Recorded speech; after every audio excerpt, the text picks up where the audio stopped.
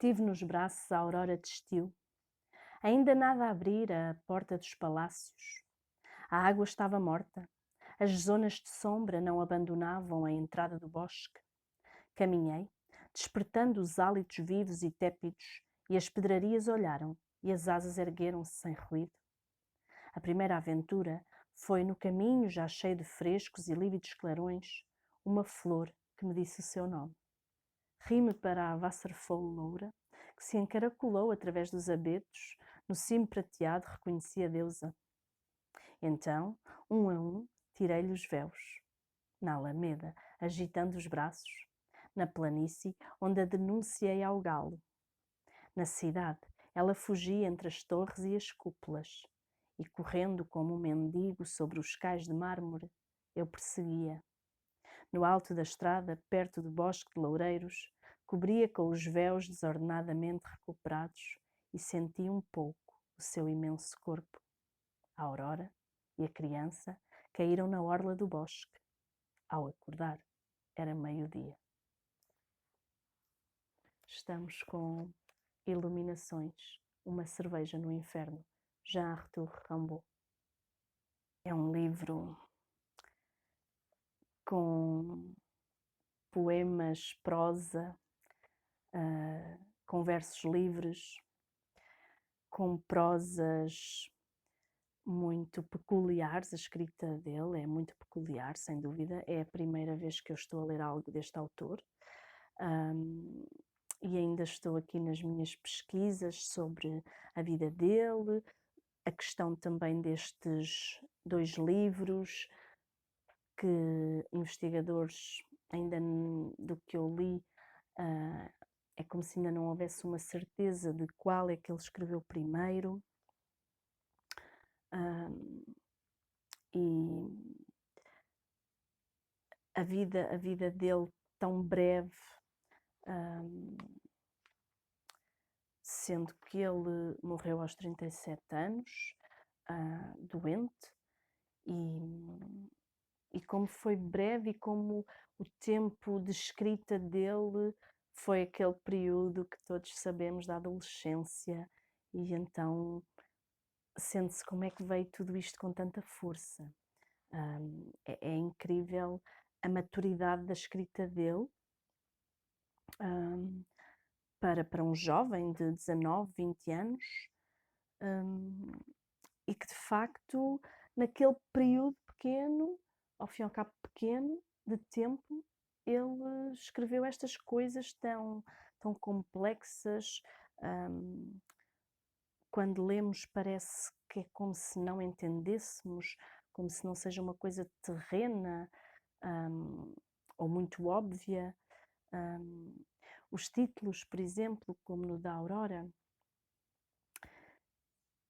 parece que o poema acaba por estar a ir num outro sentido. Nós precisamos de ter sempre em mente o título do poema, porque é sempre em relação ao título que ele está a escrever o poema, ou muitos dos poemas, prosa, como lhe queiramos chamar. Dos livros que já partilhei convosco até agora, este está a ser o mais difícil de comentar convosco. Por isso, se já leram ou se conhecem a obra do Rimbaud, deixem, por favor, os vossos comentários, para partilharmos entre todos que escrita é esta, que técnica é esta que ele usa, tantas palavras incomuns, que muitas vezes precisamos de ir ao dicionário, e que ficam ali todas compiladas numa prosa poética, às vezes parecendo que não tem sentido, como se ele estivesse a experimentar, como se ele estivesse a navegar nas possibilidades da literatura, por outro lado, sabendo o que está a fazer. É muito única esta escrita, é muito interessante. Às vezes faz pensar o que é que ele estaria a sentir naquele momento, porque é que ele escreveu aquilo assim. Há inclusive textos que parece que são claramente escritos no fim de um sonho dele, e que ele escreveu o sonho, mas não disse que está a escrever o sonho, ou que estava a delirar, e não diz. E então deu-me muito essa sensação. São os conquistadores do mundo, em busca da fortuna química pessoal. Desporto e conforto viajam com eles. Vai com eles a educação, das raças, das classes e dos bichos. Sobre este barco, repouso e vertigem, na luz diluviana, nas terríveis tardes de estudo.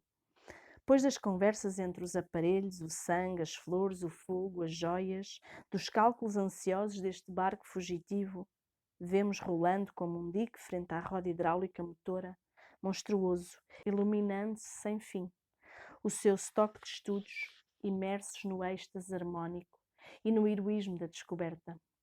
Ante os mais surpreendentes acidentes atmosféricos, um par jovem isola-se na arca, antiga selvageria consentida, e coloca-se e canta. Lembrem-se, o título deste poema é Movimento. Lá está. Temos que constantemente nos lembrar do título do poema para entendermos o poema ou a prosa. E dá muitas vezes também ao longo do livro a sensação de, quando terminamos, é quando deveríamos recomeçar a ler. Ou ler de baixo para cima. Tem muito essas nuances, achei interessante por isso. Estes que li até agora são da parte das iluminações. Na parte de Uma Cerveja no Inferno, gostaria de partilhar convosco algumas passagens de um poema prosa, texto, chamado Alquimia do Verbo. Alugando pássaros, pedaços de pele povoados, que busco eu, alheio ao sossego e à esteira. Em ondas de ternura, bebo afogados séculos de murmúrio, ajoelhado na areia. Que piolho eu beberia noutro rio Marata? Copo de ouro sem voz, flores de gás, céu a alvar. Beber por calabaças fora da minha cubata? Só se for o licor que a terra faz ao mar. Ergui-me a choupana em Foz da Ninha. Rosa de areia, sangue, jubileus. A água do rio levou-me oiro e vinha. Nos lameiros passava a mão de Deus. É interessante porque há aqui passagens que parecem quase uma autobiografia. Por outro lado, poderá ser simplesmente ele e os seus escritos.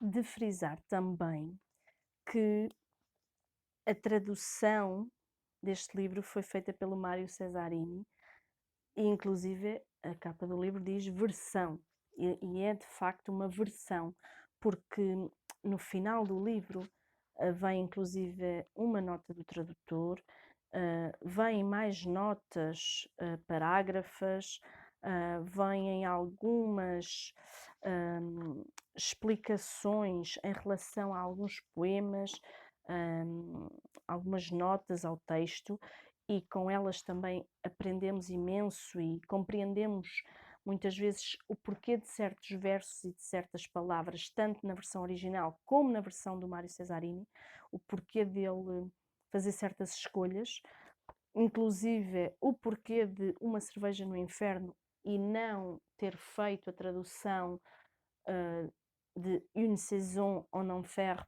por uma temporada ou por uma estação, e ter optado pela palavra cerveja.